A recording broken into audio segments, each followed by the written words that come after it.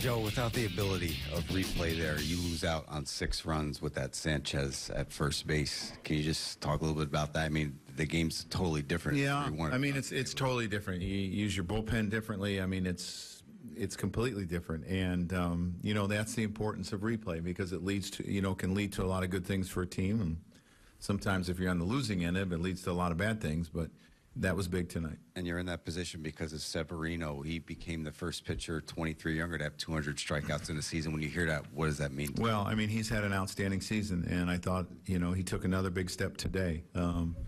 Had we not, you know, had, I don't know, it was a 45-minute inning, he would have went back out for the 7th because he was throwing so well. But we had the big lead, and I just got him out. Especially with Hicks out, you know, you see the at-bats that Holiday and Ellsbury and Frazier had tonight. I think Sale threw 109 pitches, and they saw 40 of those pitches at the bottom of the lineup. How much does that mean? Well, you know, they had a great approach tonight. Our hitters had a great approach, and we know we're facing a really tough pitcher that's been tough on us. It's the 5th time we've seen him. We haven't scored a lot of runs. Our pitchers have done a really good job in those games, and again, we get another good performance out of Sevy, but those guys were big tonight, what they did at the bottom of the order. You know, home runs, long counts, just really good at bats. Dan.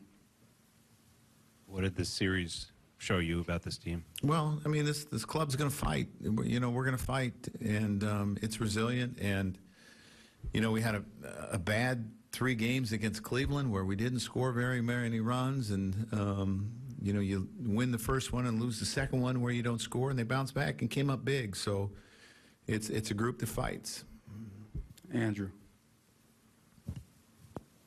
Joe, I know, you know, Severino's not facing Sale, but for you, when, you know, you have ace versus ace and he pitches the way he did today, I mean, what does that mean for him and his development? Well, I think it's important to his development because you have to be able to do that. If you want to call yourself an ace, you have to be able to match up against their number 1 guy. And he did a really good job against Kluber for the 6th inning, and the 7th inning got him away from him a little bit. And I thought he was better tonight. And this was a team that hit him hard the last time.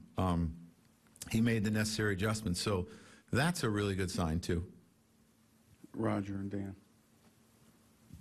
Joe, in terms of the way that you guys have beaten Sale, I mean, one consistent thing has been 2-1. And yeah, one consistent thing has been that the pitching's been good, but it's been different pitchers, right? 3 different ones.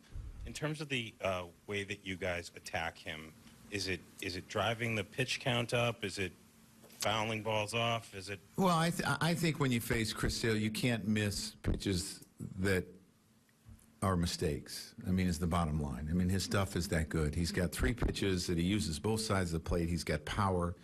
And if he makes mistakes, you have to hit him. And you have to grind out at bats against him. You have to try to put long at bats on him. Or you're going to look up, he's going to give up 2 hits, and it's going to be the 8th inning.